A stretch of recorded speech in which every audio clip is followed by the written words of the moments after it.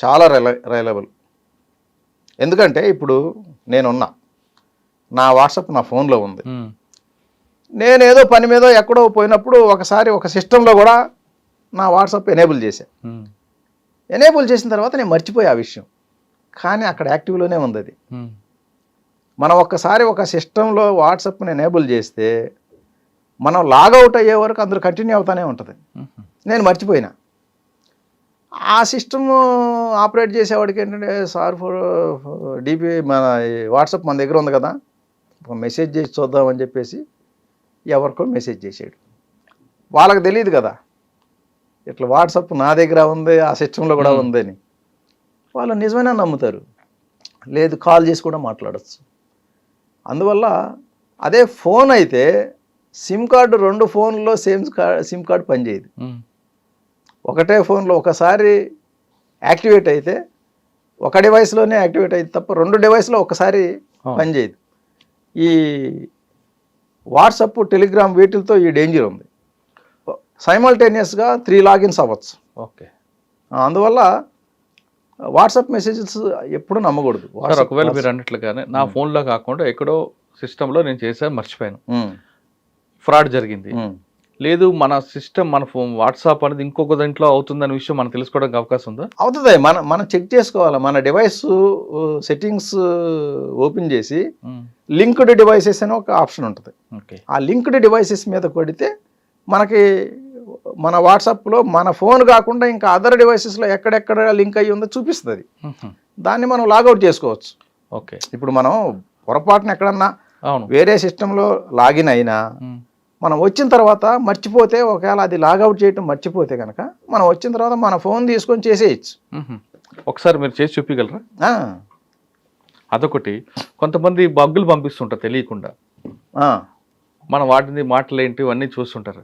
ఆ బగ్గుండు ఎలా, అది కూడా చూపించండి. ఇప్పుడు ఇది సెట్టింగ్స్లో ఇక్కడ చూడండి, లింక్డ్ డివైసెస్ అని ఒకటి ఉంది.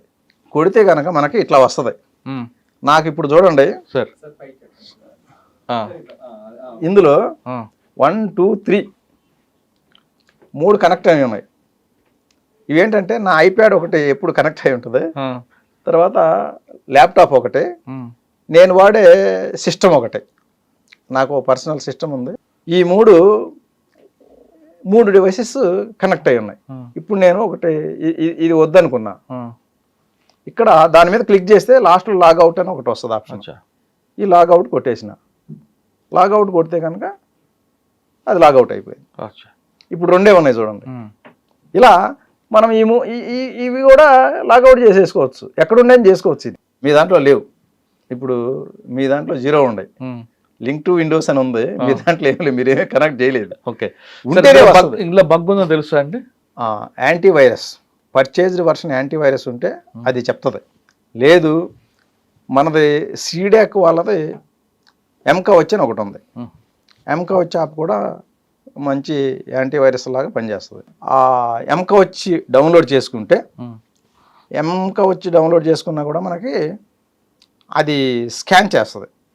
ఏమన్నా హిడెన్ యాప్స్ కానీ లింక్స్ కానీ ఏదన్నా కూడా హిడెన్ యాప్స్ కింద చూపిస్తుంది. మనం ఎంకవచ్ డౌన్లోడ్ చేసుకొని కూడా మనం అప్పుడప్పుడు చెక్ చేసుకోవచ్చు. ఓకే సార్, ఇందాక చెప్పిన కేసులో ఏమైనా పట్టుకున్నారనుకోండి మీరు, వాడు హ్యాబిచువల్ అఫెండర్, లేదా ఫస్ట్ టైం ఏది జరిగింది, ఫస్ట్ టైం అయితే మీరు పట్టుకుంటారు, రికవర్ అవుతుంది, లేదా వాడి చైనా పంపాడు ఎక్కడ పంపి తర్వాత విషయం. హ్యాబిచువల్ అఫెండర్ అనుకోండి, ఏపీలో తెలంగాణలో చేశాడు, మీరు ట్రాక్ చేశారు, పట్టుకున్నారు, కానీ వాడు అదే రోజు అదే అమౌంట్ని ఇంకొక స్టేట్కి పంపొచ్చు, లేదా ఇంకో స్టేట్లో అదే రోజు ఇంకో క్రైమ్ చేయొచ్చు.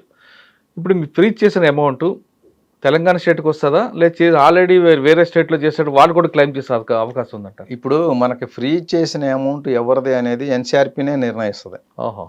ఎందుకంటే ఇప్పుడు నా అమౌంట్ మీ అకౌంట్కి వచ్చింది, మీ అకౌంట్ నుంచి వెళ్ళిపోయింది, ఎక్కడికి వెళ్ళిందో ఆ అకౌంట్ మీదే నాకు హక్కు ఉంటుంది, మీ దాని మీద పోయినట్లే.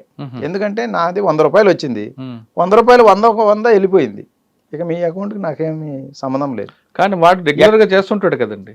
చేస్తుంటాడు అక్యూజ్డ్, క్రిమినల్ లైబిలిటీ ఉంటుంది, మీ అకౌంట్లో క్లెయిమ్ చేయడానికి రాదు.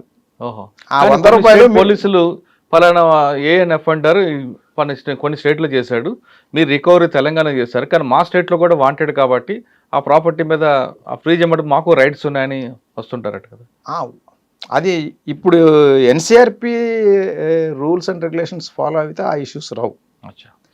ఎప్పుడు వస్తాయి అంటే, ఇప్పుడు నేను ఒక అకౌంట్కి వేసా, ₹1,00,000 వేసా, మీరు కూడా 1,00,000 వేసారు, ఈయన 1,00,000, ఆయన 1,00,000, మొత్తం 5,00,000 వచ్చి పడినాయి. 5,00,000 వచ్చి పడే వరకు 5 మంది డబ్బులు అట్లే ఉన్నాయి. తర్వాత ఒక 50,000 బయటికి వెళ్ళిపోయింది, ఇంకొక 50,000, ఇంకొక అట్లా 2.5 లక్షలు వెళ్ళిపోయినాయి. ఇప్పుడు 5 మందివి 5,00,000 ఉంటే 2.5 లక్షలు వెళ్ళిపోయింది, 2.5 లక్షలు ఉంది. ఈ 2.5 లక్షలు ఎవరిది అనేది డిసైడ్ చేయడం కష్టం, ఎందుకంటే 5 మందిది వేసే వరకు ఉన్నాయి. తర్వాత అందరి పడిన తర్వాత 2.5 లక్షలు వెళ్ళిపోయినాయి, 2.5 ఉన్నాయి. అటువంటప్పుడే ఇష్యూస్ వస్తాయి.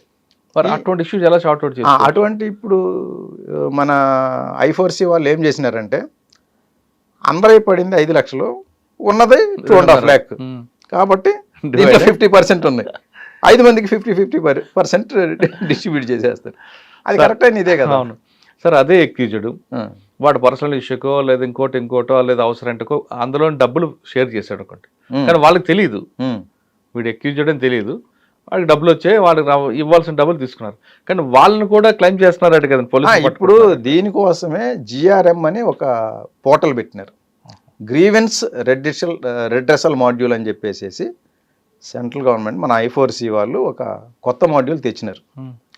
ఇప్పుడు ఎందుకంటే నా అకౌంట్ ఉంది, నా అకౌంట్ నేనేదో గుజరాత్ వాళ్ళు నాకు ఒక 30,000 20,000 ఏదో నాకు పంపాల్సిన విషయం పంపించారు, నా అకౌంట్ ఫ్రీజ్ అయిపోయింది. పంపినోడేమో గుజరాత్లో ఉంటాడు, నేనేమో ఇక్కడ హైదరాబాద్లో ఉంటా. నేను గుజరాత్ పోయి 20,000 కోసం నేను అక్కడ పోయి దాన్ని అంతా పర్సూ చేసి చేయాలంటే నాకు 50,000 ఖర్చు అవుతుంది. ప్లస్ నాది శాలరీ అకౌంట్ కనుక అయితే శాలరీలు పడుతుంటాయి, ఫ్రీజ్ అయిపోతుంటాయి, డబ్బులు తీయటానికి రాదు. అందువల్ల ఏం చేశారంటే, GRM నా బ్యాంక్ అకౌంట్ ఎక్కడ ఉందో నేను ఆ బ్యాంక్ మేనేజర్ దగ్గరికి పోవాలి, పోయి నాది ఇట్లా ఫ్రీజ్ అయిపోయింది, రీజన్స్ చెప్పండి అంటే ఆయన KYC డ్యూ డిలిజెన్స్ చేయాలి.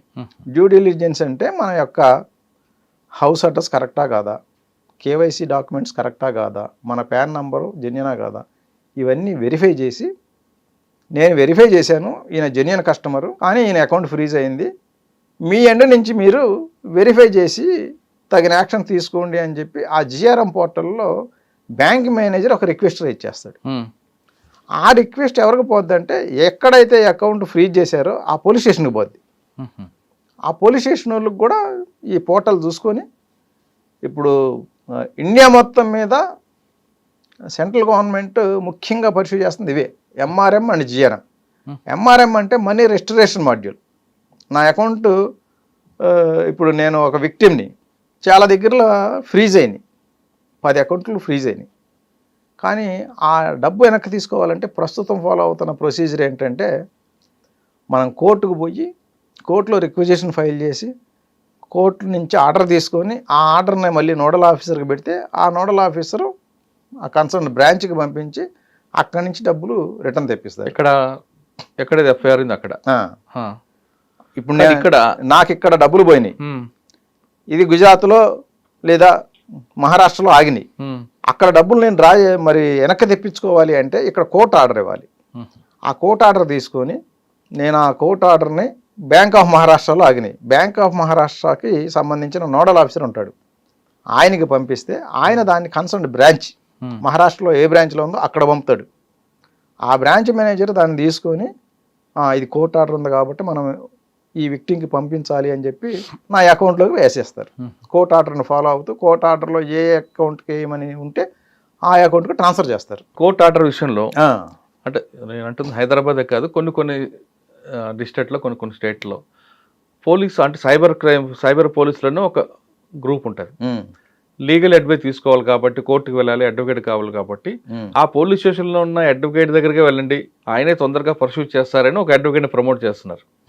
అది తప్పు. అట్లా అడ్వకేట్ దగ్గరికి వెళ్తేనే ఫాస్ట్ గా వస్తున్నారు, లేదు నేను నా అడ్వకేట్ దగ్గరికి వెళ్తే అది డిలే అవుతుంది. ఈ అడ్వకేట్ దగ్గరికి వెళ్తే అందరి దగ్గర అడ్వకేట్లు 10% అయితే ఈ 30% ఛార్జ్ చేయడం, ఆ 30% లో 15% సైబర్ పోలీసులకు వెళ్తుంది, 15% నాకు అని, ఇది ఒక బ్లాక్ మెయిలింగ్.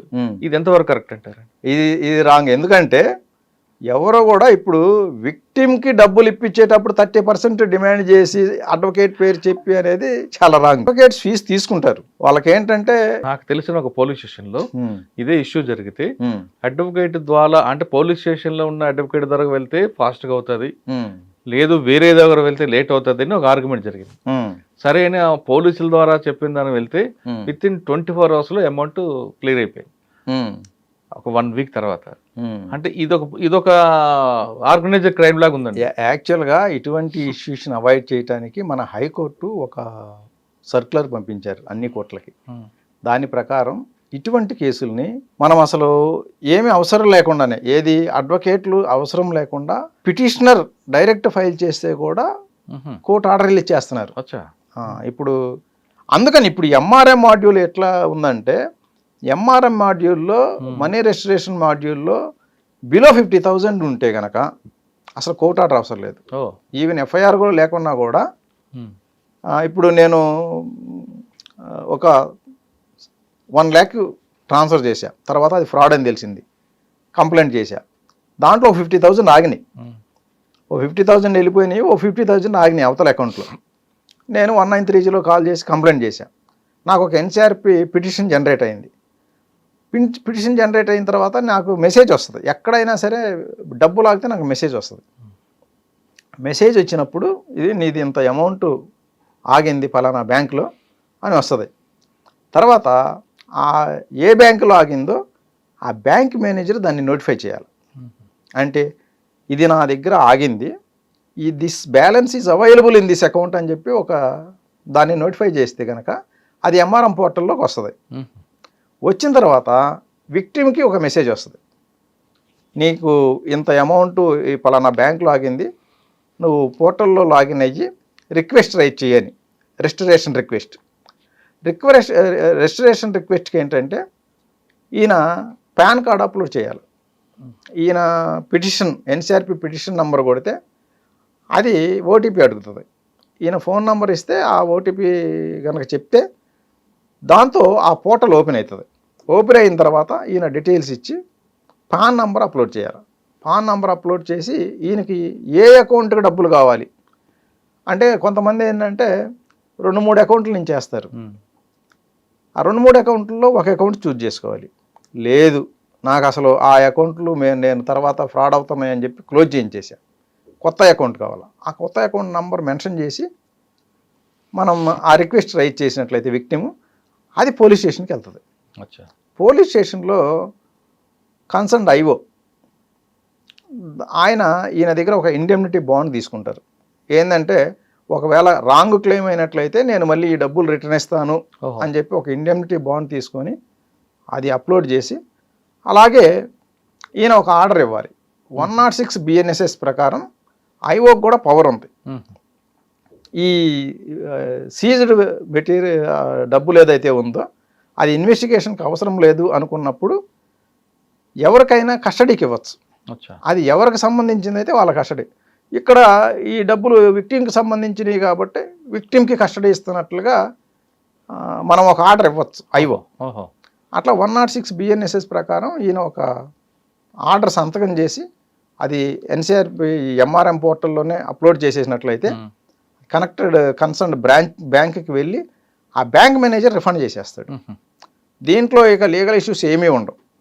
ఎందుకంటే ఫస్ట్ బ్యాంక్ మేనేజరే ఈ అమౌంట్ నీది, మా దగ్గర అవైలబుల్ ఉంది బ్యాలెన్సు అని నోటిఫై చేస్తాడు. తర్వాత మన విక్టిము రిక్వెస్ట్ రైజ్ చేస్తాడు. ఐఓ 106 BNSS ప్రకారం ఇండెమ్నిటీ బాండ్ తీసుకొని 106 BNSS ఆర్డర్ ఇస్తారు. కాబట్టి దీంట్లో ఇక మళ్ళీ థర్డ్ పార్టీ అవసరం లేదు, కోర్టులు అవసరం లేదు, లాయర్ అవసరం లేదు. అంటే బిలో 50,000 అబౌవ్ 50 అయితే కోర్టు ఆర్డర్ ఉండాలి, ఎఫ్ఐఆర్ ఉండాలి. కాబట్టి అప్పుడు అడ్వకేట్ల అవసరం ఉంటుందేమో. అడ్వకేట్ అంటే మనకి కోర్టులో యాక్చువల్గా డైరెక్ట్ విక్టిమ్ ఫైల్ చేసేస్తే, ఇప్పుడు మాకు ఇక్కడ cyber security bureau head quarter police station ఉంది, మ్మ్. దానికి 6th కోర్టు కనెక్టెడ్. మ్మ్. 6th కోర్టులో విక్టిమ్ ఫైల్ చేస్తే కోట్ల రూపాయల ఆర్డర్లు ఇచ్చారు ఓ వితౌట్ అడ్వకేట్. ఇదే జిఆర్ఎం ఎంఆర్ఎం. ఎంఆర్ఎం లో జిఆర్ఎం జిఆర్ఎం అంటే గ్రీవెన్స్ రెడ్రిషల్ మాడ్యూల్. ఓకే. గ్రీవెన్స్ రెడ్రిషల్లో మన అకౌంట్లు ఫ్రీజ్ అయినప్పుడు మనం కన్సర్న్ బ్యాంకుకి పోయి, మన అకౌంట్ ఎక్కడ ఉంటే ఆ బ్యాంకుకి పోయి ఇట్లా నాది ఫ్రీజ్ అయ్యింది, ఎందుకు ఫ్రీజ్ అయిందో తెలియదంటే ఆ బ్యాంక్ మేనేజర్ రిక్వెస్ట్ రైజ్ చేస్తాడు. ఎక్కడ ఫ్రీజ్ అయిందో అక్కడ కన్సర్న్ పోలీస్ స్టేషన్కి పోద్ది ఆ రిక్వెస్ట్. ఆ పోలీస్ స్టేషన్ వాళ్ళు చూసుకొని ఆ ట్రాన్సాక్షన్ అమౌంట్ ఎందుకు జరిగింది వెరిఫై చేస్తారు. దానికి విక్టిమ్ ఫస్టే ఎక్స్ప్లెనేషన్ ఇవ్వాలి, ఇదిగో this is the reason for transferring of this amount అని. ఎందుకంటే బ్యాంక్ మేనేజర్ దగ్గరికి వెళ్తే ఎందువల్ల ఫ్రీజ్ అయింది చెప్తాడు, ఫలానా ట్రాన్సాక్షన్ వల్ల అని. ఈ ట్రాన్సాక్షన్ ఎందువల్ల అయింది, ఎక్కడి నుంచి వచ్చింది, రీజన్ ఏంటి అనేది అకౌంట్ హోల్డర్కి తెలుస్తుంది. కాబట్టి అంటే మీరు చెప్పినట్లుగా హైదరాబాద్ లో జరిగిందండి నాకు విక్టిమ్. నేను హైదరాబాద్ లో కుక్కటిపల్లి నా బ్రాంచ్, నేను అక్కడికి వెళ్ళాలా లేదా కేరళలో ఉన్న నా బ్రాంచ్కి వెళ్ళాలా? కేరళ వెళ్ళనవసరం లేదు. ఇక్కడ నేను లోకల్ గా బ్రాంచ్ కి వెళ్ళి కంప్లైంట్ ఇచ్చి డీటెయిల్స్ ఇస్తే వాళ్ళు ఆ మేనేజర్ అక్కడికి జిఆర్ఎం ఫిజికల్ గా వెళ్ళమంటున్నాడు. ఎందుకంటే అవసరం లేదు, ఇప్పుడు అవసరం లేదు. ఇంతకు ముందు అది ఫిజికల్, ఇప్పుడు పోర్టల్ వచ్చిన తర్వాత. అందుకనే ఇప్పుడు చాలా అమాయకుల అకౌంట్లు ఫ్రీజ్ అవుతున్నాయి. ఇట్లా బిజినెస్ చేసే వాళ్ళవి అట్లా చాలా మంది అమాయకులు కూడా అవుతున్నాయి. ఈ చైనీస్ ఏంటంటే చాలా తెలివిగా మన వాళ్ళందరికీ ఇరికిచ్చేస్తున్నారు. ఇందులో చాలా మంది అమాయకులు బలవకుండా ఉండటానికి ఈ జిఆర్ఎం తెచ్చింది. అందుకే గ్రీవెన్స్ రెడ్రిషల్ మాడ్యూల్లో ఏంటంటే మన బ్రాంచ్కే వెళ్ళాలి. మన బ్రాంచ్కి వెళ్ళి బాబు నా అకౌంట్ మీ బ్రాంచ్లో ఉంది, ఇట్లా ఫ్రీజ్ అయింది, చూసి చెప్పండి అంటే వాళ్ళు చూసి ఇదిగో పలానా ట్రాన్సాక్షన్ వల్ల నీది ఫ్రీజ్ అయిందని చెప్తారు. ఆ ట్రాన్సాక్షన్ ఎందువల్ల అయింది, ఎవరు పంపించారు ఆ డబ్బులు, ఎందుకు పంపించారు అనే రీజన్ బ్యాంక్ మేనేజర్కి చెప్తే ఆయన అది మెన్షన్ చేస్తాడు. అందులో the amount was sent for this purpose అని చెప్పేసి, ఈయన డ్యూ డిలిజెన్స్ నేను చేశాను, కేవైసీ అంతా వెరిఫై చేశాను, ఈజ్ ఎ జెన్యున్ కస్టమర్ అని చెప్పేసి ఆయన సర్టిఫై చేయాలి. సర్టిఫై చేసి ఆ రిక్వెస్ట్ రైజ్ చేస్తే అది ఎక్కడైతే ఫ్రీజ్ చేశారో ఆ కన్సర్న్ పోలీస్ స్టేషన్కి పోద్ది. కన్సర్న్ పోలీస్ స్టేషన్ ఐఓ గారు దాన్ని ఓపెన్ చేసి ఆ రీజన్ ఓకే అనుకుంటే దాన్ని వెంటనే డీఫ్రీజ్ చేయొచ్చు. లేదు ఒకవేళ విక్టిమ్ని వీడియో కాల్లో చూడాలి అనుకొని వీడియో కాల్లో ఎగ్జామిన్ చేయాలనుకుంటే వీడియో కాల్ రిక్వెస్ట్ చేయొచ్చు, లేదా రిజెక్ట్ చేయొచ్చు. ఇలా కానీ ఫిజికల్గా వెళ్ళే అవసరం లేదు, ఫిజికల్గా వెళ్ళాల్సిన అవసరం లేదు. ఓకే, చాలా క్లారిటీ చెప్పారు. అసలు ఇవేం జరగకుండా ఉండాలంటే ఏం చేయాలి? చాలామంది ఇందాక ఫస్ట్లో చెప్పినట్లుగా చేసిన వాళ్ళందరూ కూడా బిలో ఇంటర్మీడియట్ 10th క్లాస్ కనిపిస్తున్నారు. విక్టిమ్స్ అందరూ కూడా హైలీ ఎడ్యుకేటెడ్ కనిపిస్తున్నారు. రెగ్యులర్గా ఆన్లైన్ ఉంటారు, బాగా చదువుకున్న వాళ్ళు. అసలు ఆ వేరియేషన్ ఎందుకు వస్తుందండి? దీనికి అసలు సైబర్ క్రైమ్కి మెయిన్ 2 ఇష్యూలు. ఒకటి అవేర్నెస్ లేకపోవటం, రెండోది అత్యాశ. ఆశ ఉన్నంతకాలం ఈ సైబర్ ఫ్రాడ్స్ ఆగవు. అవగాహన లేకపోతే కూడా అయ్యే అవకాశాలు ఉంటాయి. ఇప్పుడు క్యూఆర్ కోడ్స్లో అందరికి తెలుసు, అంటే అవగాహన ఉంది, మనం QR code scanning paying purpose చేస్తాము అని. దాని గురించి సెపరేట్గా క్యూఆర్ కోడ్ స్కాన్ చేస్తే నీ డబ్బులు పోతాయి అనే స్ఫూర్తి ఉంటేనే అది చేయరు. రెగ్యులర్గా చేసే పని అయినా కూడా మనం స్కాన్ చేసేటప్పుడు అది స్ఫురణకు రాదు.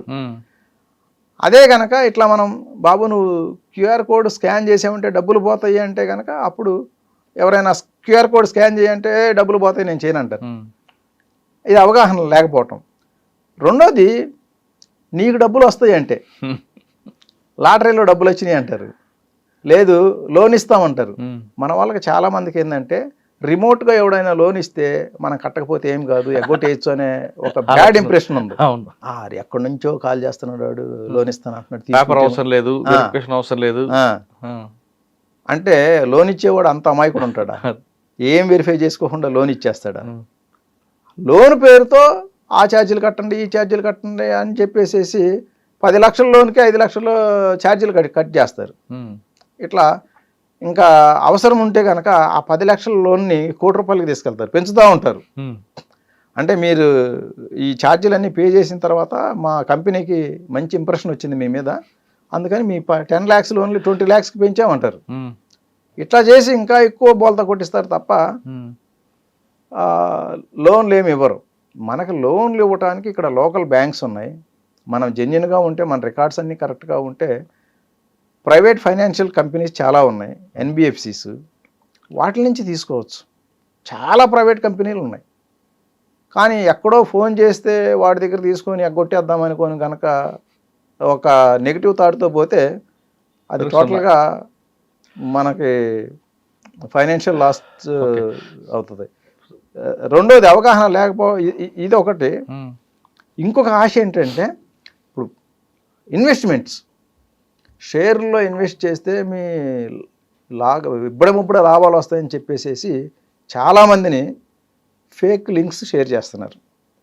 ఫ్రాంక్లిన్ కంపెనీ అంటాడు, ఫారిన్ కంపెనీస్లో పెడితే విపరీతమైన లాభాలు అంటారు. అసలు ఇండియాలో వచ్చినంత లాభాలు ఏ ఫారిన్ కంపెనీలు షేర్స్లో రావు. మనకిక్కడ పెరిగినట్లుగా ఫారిన్ కంపెనీలో షేర్లు ఎప్పుడు పెరగవు. అక్కడ ఎప్పుడు స్టాండర్డ్ గ్రోత్ ఉంటుంది తప్ప 500 ఉన్నది 5000 ఎప్పుడు కాదు. కానీ మన వాళ్ళకి ఏంటి, ఫారిన్ కంపెనీ అనగానే అబ్బో తెగ లాభాలు వచ్చేస్తాయి, అదొక బ్యాడ్ ఇంప్రెషన్ ఉంది అనుకొని, నిజమేననుకొని వాళ్ళు చెప్పినట్లుగా వాళ్ళు లింకులు పంపుతున్నారు. ఇది కంపెనీ లింక్, ఇది కంపెనీ వెబ్సైట్ ఓపెన్ చేయండి అని. ఆ లింక్ క్లిక్ చేస్తే ఫ్రాంక్లిన్ కంపెనీనే ఓపెన్ అవుతుంది, కానీ ఫేక్ వెబ్సైట్ ఓపెన్ అవుతుంది. వీళ్ళు దాంట్లోనే డీమ్యాట్ అకౌంట్ ఓపెన్ చేస్తున్నారు, దాంట్లోనే పెట్టుబడులు పెడుతున్నారు. అక్కడ వీళ్ళు ₹1,00,000 పెడితే 2 లక్షలు అయినట్టు చూపిస్తుంది. ఇనీషియల్గా కొంత విత్డ్రా చేసుకొని ఇస్తారు, దాంతో నమ్మకం పెరుగుతుంది. తర్వాత విత్డ్రా చేసుకున్న తర్వాత జబర్దస్తి కంపెనీ మీకు ఇంత అలాట్ చేసేసింది, ₹2 కోట్ల కట్టాల్సిందే అని కూర్చుంటారు. ఐపీఓస్ అలాట్ అయిపోయినాయి మీకు, అవి కట్టిన తర్వాత ఇక్కడ 4 కోట్లు చూపించేస్తుంది. ఈ 4 కోట్లు ఇందులో చూసుకొని వెబ్సైట్లో వీళ్ళు ఓహో నాకు 4 కోట్లు వచ్చేసినాయి, ఎందుకంటే ఫస్ట్ విత్డ్రా చేసుకున్నాడు కాబట్టి ఇది కూడా విత్డ్రా చేసుకోవచ్చు అనే ఉద్దేశంతో 4 కోట్లు వచ్చినాయని ఆనందపడతారు. ఆ తర్వాత దీనికి ట్యాక్స్లు కట్టాలి, అది కట్టాలి, ఇది కట్టాలి, ఇంకొక 2-3 కోట్లు కాజేస్తారు. ఇట్లా ఒక 4-5 కోట్లు పోయిన తర్వాత అప్పుడు అలర్ట్ అవుతారు. అందువల్ల ఇట్లా మనకి ఈ ట్రేడ్ ఇన్వెస్ట్మెంట్ ద్వారా 60% సైబర్ క్రైమ్లో జరుగుతున్న ఫ్రాడ్లో 60% ఈ ట్రేడ్ ఇన్వెస్ట్మెంట్ ఒక్క దాంట్లోనే పోతుంది. ఇవన్నీ కూడా చైనీస్ చేసే ఫ్రాడ్స్. ట్రేడ్ ఇన్వెస్ట్మెంట్ కంప్లీట్గా చైనీస్, మనకి golden triangle, Laos, Myanmar, Cambodia, ఈ ప్రదేశాల్లో ఉండి చేస్తుంటారు. ఒకసారి డబ్బులు వెళ్ళినాయి అంటే ముందు ఫస్ట్ ఒక లేయర్ ఇండియన్ అకౌంట్సే వాడతారు వాళ్ళు. First layer, second layer, third layer నుంచి ఇక అంతా క్రిప్టో, హవాలా, రకరకాలుగా బయటికి వెళ్ళిపోతాయి. మనకు దీంట్లో రికవర్ చేయడం చాలా కష్టం. కాబట్టి లాభాలు వస్తాయి ట్రేడ్స్లో అనేది మనం డీమార్ట్ అకౌంట్ తీసుకోవాలా, డీమార్ట్ అకౌంట్ ద్వారా జెన్యున్గా పెట్టుబడులు మన ఇండియన్ కంపెనీస్లో పెట్టాలి. కానీ ఎవడో లింకులు పంపితే ఆ లింక్ ఓపెన్ చేసేసి దాంట్లో డీమార్ట్ అకౌంట్ ఓపెన్ చేసుకొని చేస్తే కనుక బోల్తా పడతాం. సార్ ఫైనల్గా చెప్పండి, ఇంత ఫ్రాడ్ జరుగుతుంది కదా, సెంట్రల్ గవర్నమెంట్ ఒక యాప్ పెట్టడం, దాంట్లో జరగకుండా మోసాలు జరగకుండా చూడడం అన్ని రకాలు చేస్తుంది కదా, అసలు ఈ ఫ్రాడ్లు చేసేవాడి దగ్గరే ఈ సాఫ్ట్వేర్ వెళ్లకుండా ఆ సాఫ్ట్వేర్ మీదే ఒక మానిటరింగ్ చేస్తే ఎలా ఉంటుంది?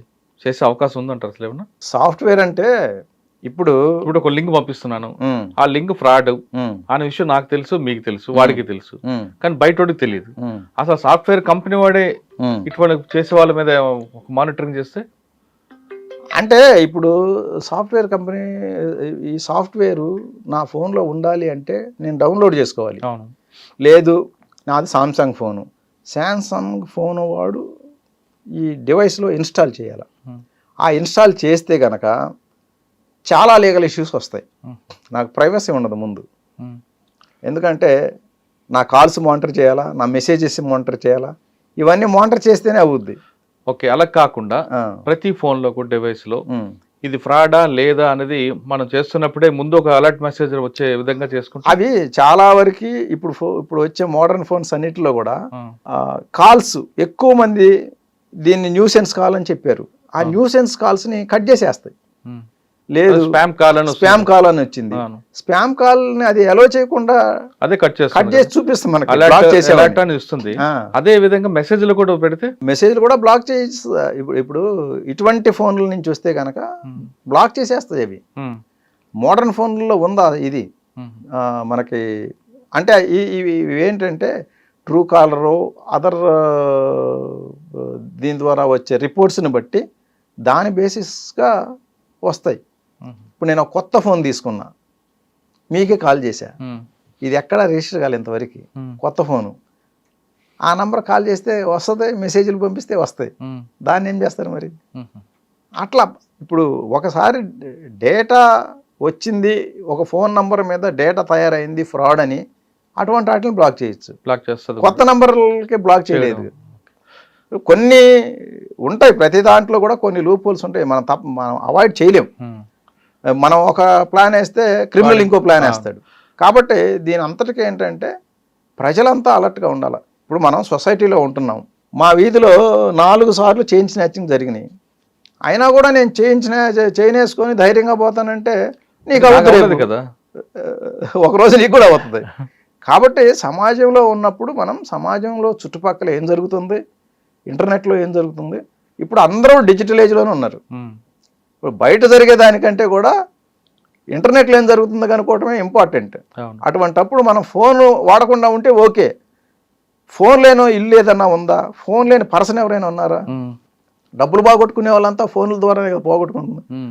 అట్లాంటప్పుడు ఫోన్ని ఇంత విరివిగా వాడేటప్పుడు ఫోన్స్ ద్వారా ఏం ఫ్రాడ్స్ జరుగుతున్నాయి, ఈ ఫ్రాడ్స్ మనం అవాయిడ్ చేయాలంటే మనం ఏం చేయాలి, జాగ్రత్తలు ఏం తీసుకోవాలి, ఇది మినిమం తెలుసుకోవాలి కదా. తెలుసుకోవాల్సిన బాధ్యత ప్రతి వాళ్ళకి ఉంది, లేకపోతే విక్టిమైజ్ అయిన తర్వాత వస్తున్నారు. అంటే దీనికి డిజిటల్ అవగాహన లేకపోవడం, డిజిటల్ లిటరసీ లేకపోవడమే ప్రధాన కారణం అంటుంటారు, నిజమా? మెయిన్ కారణం అది. రెండోది గ్రీడీనెస్.